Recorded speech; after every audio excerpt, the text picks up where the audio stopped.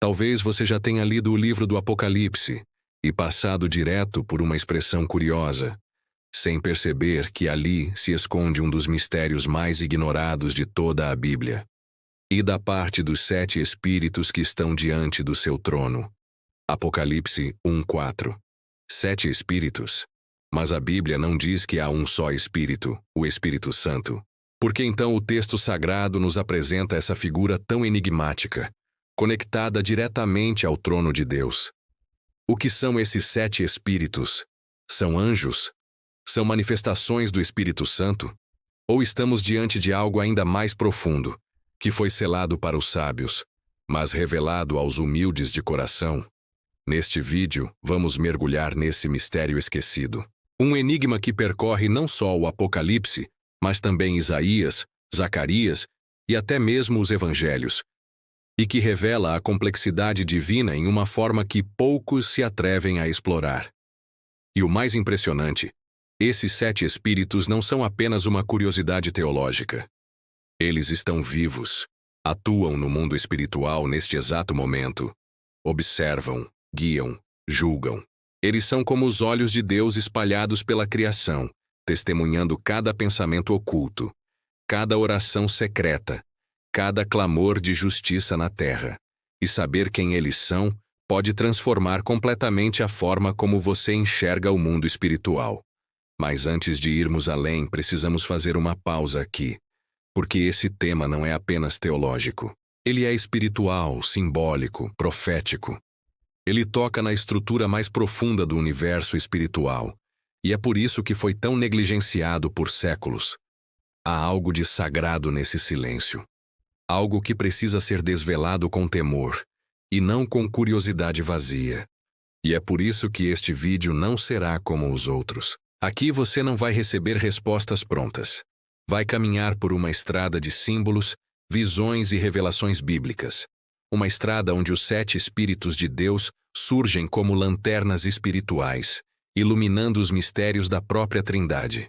Porque se Deus é um, mas manifesta-se como Pai, Filho e Espírito Santo, o que significam então essas 7 manifestações do Espírito diante do trono? Estamos diante de uma revelação que pode reconfigurar tudo o que você achava que entendia sobre Deus. Por isso te convido a ficar comigo até o fim. Nos próximos minutos, vamos desvendar a origem profética desses 7 espíritos. Veremos como eles aparecem conectados a visões celestiais, a julgamentos apocalípticos, a unções específicas e até mesmo a missão de Cristo na terra. Prepare-se para enxergar com olhos espirituais, porque os 7 Espíritos de Deus não são figuras alegóricas. Eles são reais. Eles estão agindo agora. E ao final deste vídeo, talvez você perceba que eles também estavam te observando o tempo todo. A raiz do mistério. Onde nascem os 7 Espíritos de Deus na Escritura? A primeira vez que os 7 Espíritos de Deus são mencionados claramente na Bíblia é no Apocalipse, mas suas raízes estão plantadas bem antes, no solo fértil das profecias do Antigo Testamento. Para compreender quem ou o que são esses 7 Espíritos, precisamos olhar para o livro de Isaías, mais precisamente o capítulo 11, versículo 2. Ali, numa das profecias mais impactantes sobre o Messias, está escrito: "E repousará sobre ele o Espírito do Senhor, o Espírito de sabedoria e de entendimento, o Espírito de conselho e de fortaleza, o Espírito de conhecimento e de temor do Senhor." Se contarmos, temos 7 expressões. 1. Espírito do Senhor. 2. Espírito de sabedoria. 3. Espírito de entendimento. 4. Espírito de conselho. 5. Espírito de fortaleza.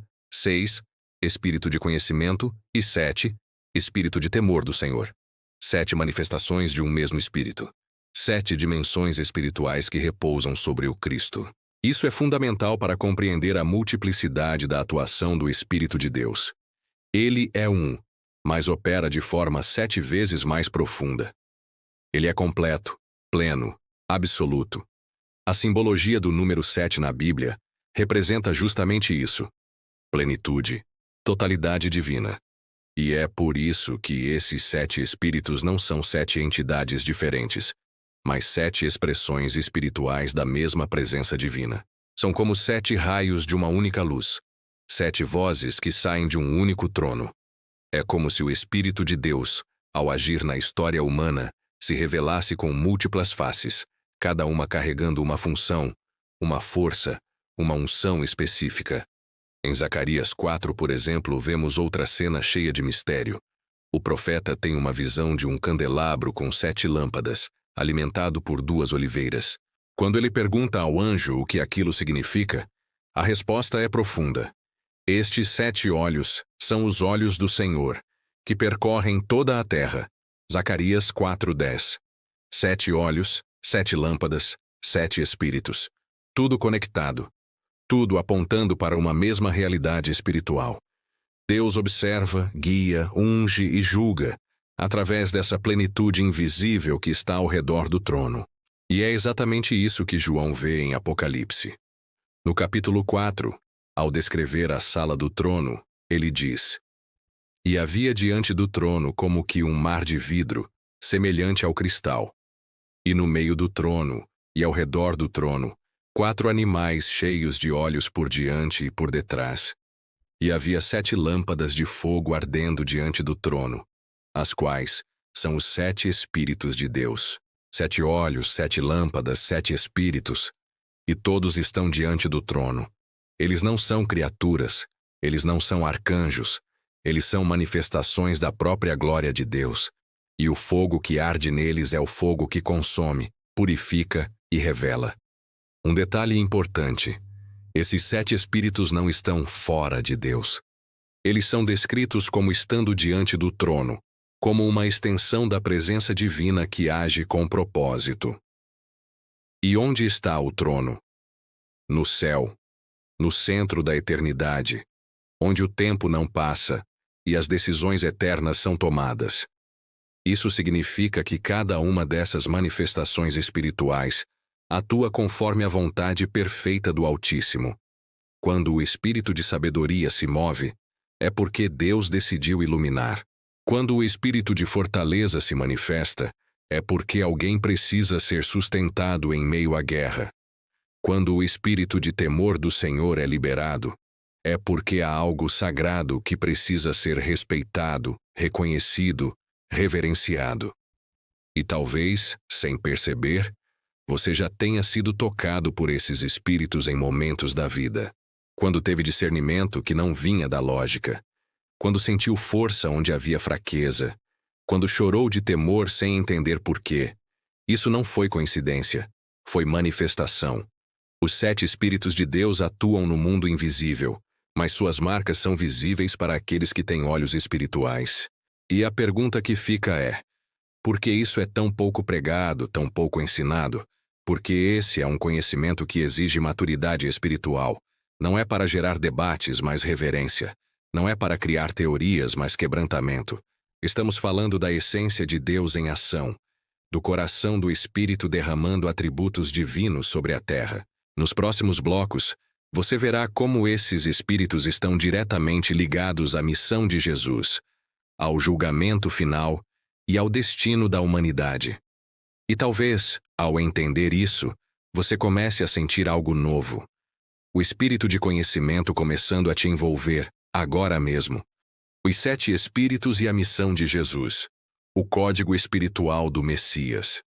Para entender plenamente o significado dos 7 espíritos de Deus, precisamos observar atentamente como eles se manifestam na vida e na missão de Jesus.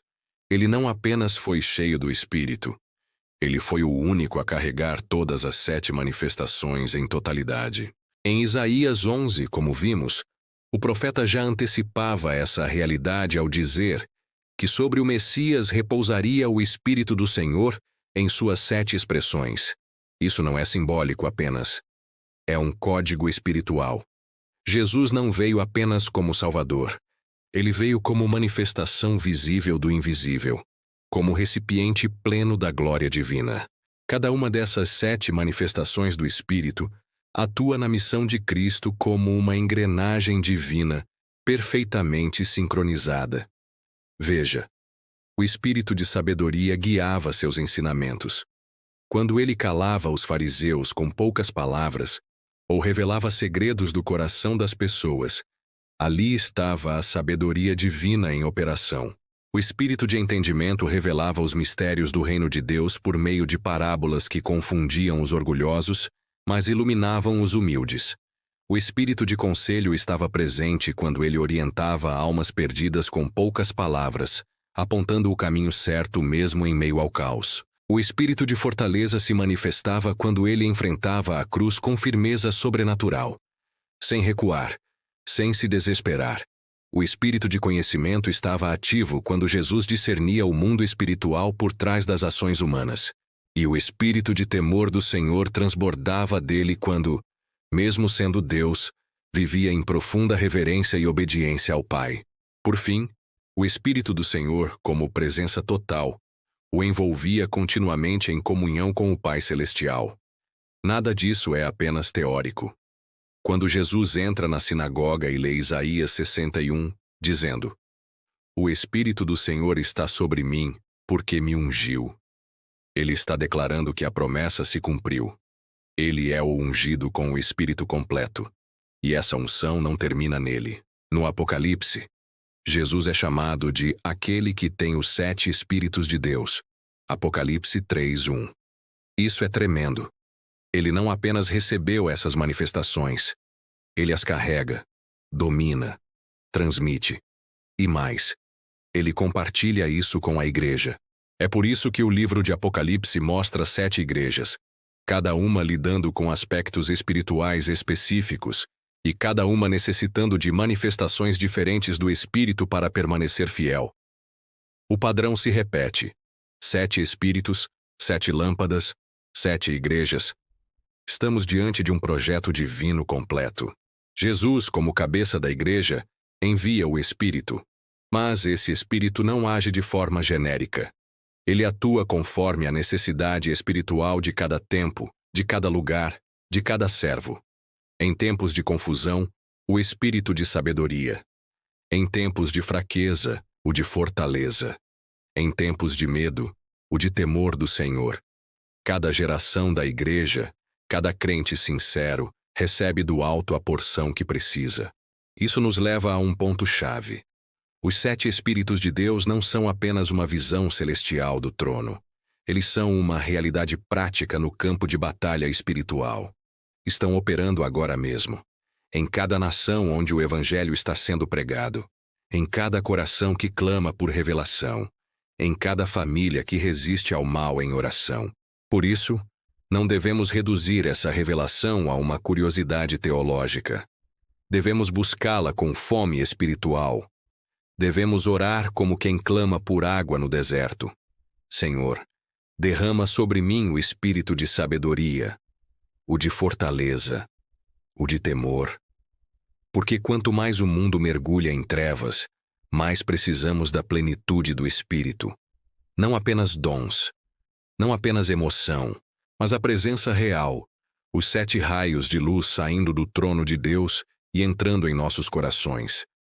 Nos próximos blocos, veremos como essa operação espiritual vai culminar em algo ainda mais profundo: o juízo final, a nova criação e a presença eterna desses espíritos diante do Cordeiro. E você vai entender por que essa talvez seja uma das revelações mais ignoradas e mais urgentes da Bíblia. Os 7 Espíritos no Apocalipse, o fim dos tempos e a ação invisível de Deus. Se os 7 Espíritos de Deus se manifestaram na plenitude em Jesus e depois foram enviados à igreja, o livro de Apocalipse nos mostra o último estágio dessa revelação, o tempo do fim. Mas aqui está algo surpreendente. Em vez de uma descrição explícita sobre o que são os 7 Espíritos, o Apocalipse nos mostra onde eles estão e o que eles fazem. Isso é mais profundo do que parece. A primeira menção está logo no início do livro em Apocalipse 1:4, quando João escreve: "Graça e paz a vós outros da parte daquele que é que era, e que há de vir dos 7 Espíritos que estão diante do seu trono." Repare nisso. Antes mesmo de mencionar Jesus, o Espírito é mencionado como parte da saudação celestial. Por quê? Porque os 7 espíritos representam a ação de Deus no mundo de forma completa. Eles estão à frente do juízo, da revelação e do consolo. Estão diante do trono porque testemunham tudo. São como 7 olhos que nada deixam passar despercebido.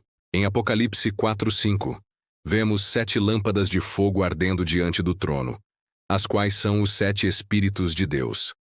Isso mostra que esses espíritos não são apenas manifestações, mas são também presenças ardentes, vigilantes, ativas.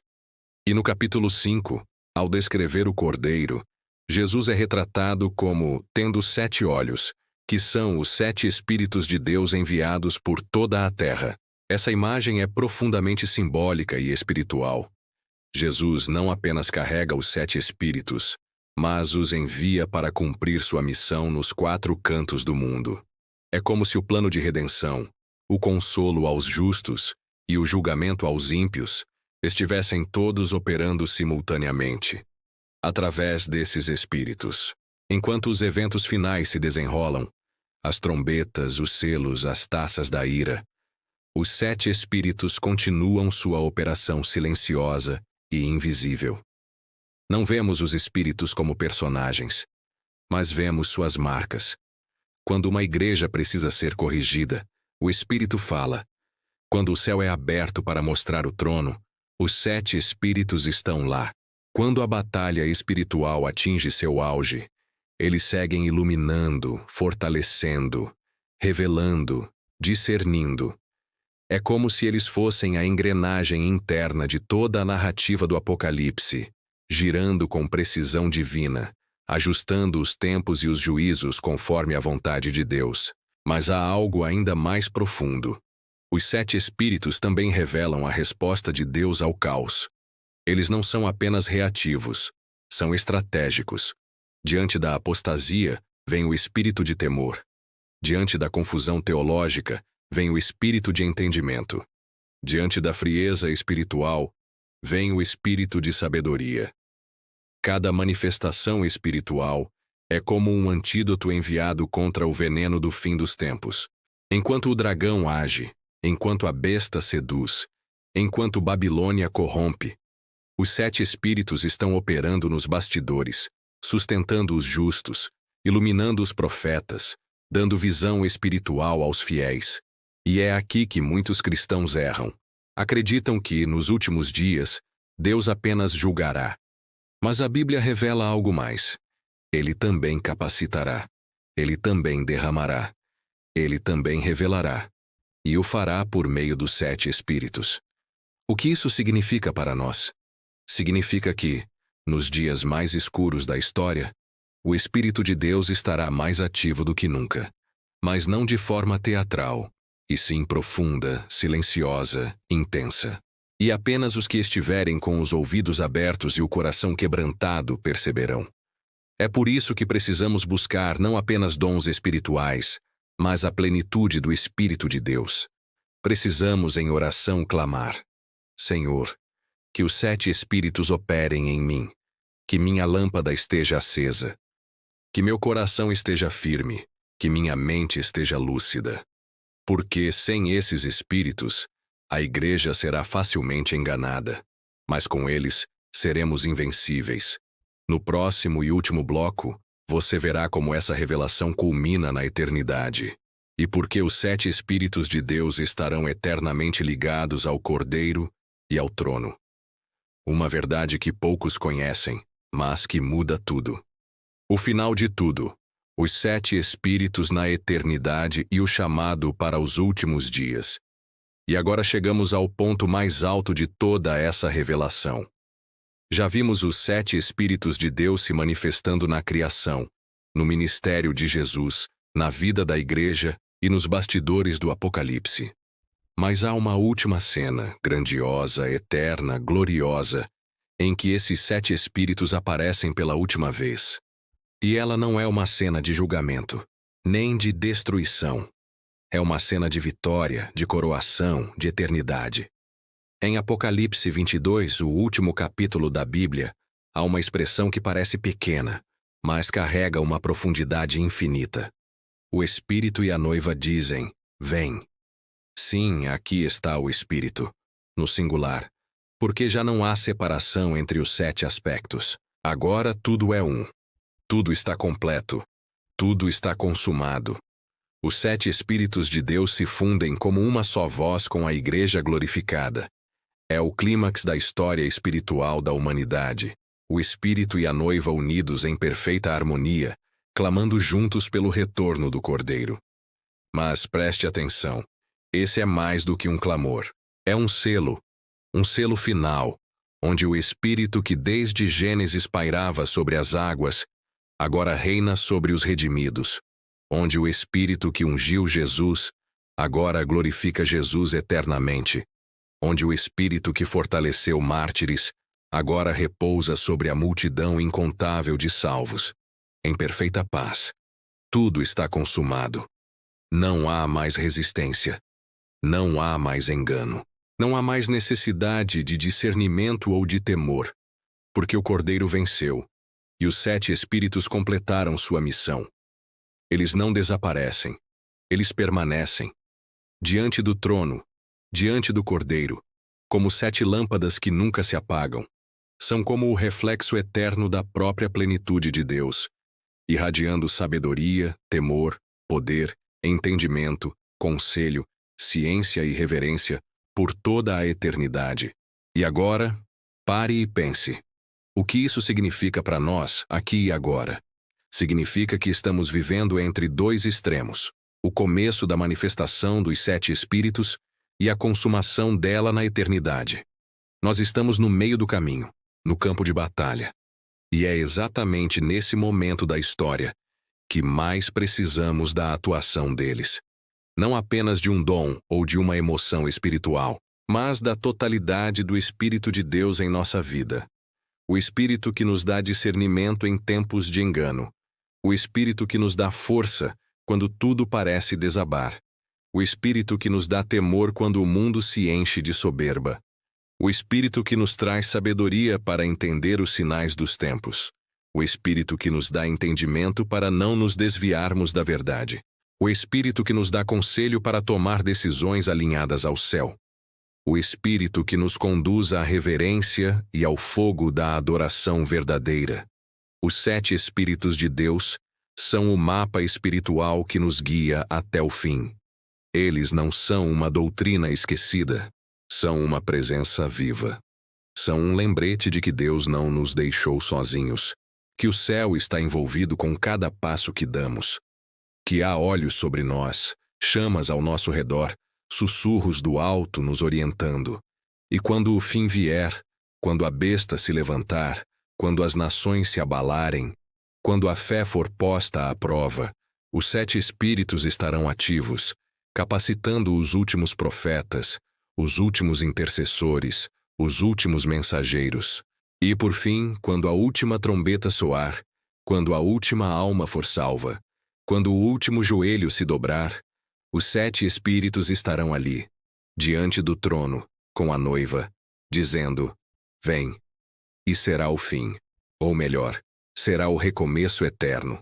Por isso, a pergunta que fica para você é: você está andando com o Espírito de Deus ou apenas com a sua própria força?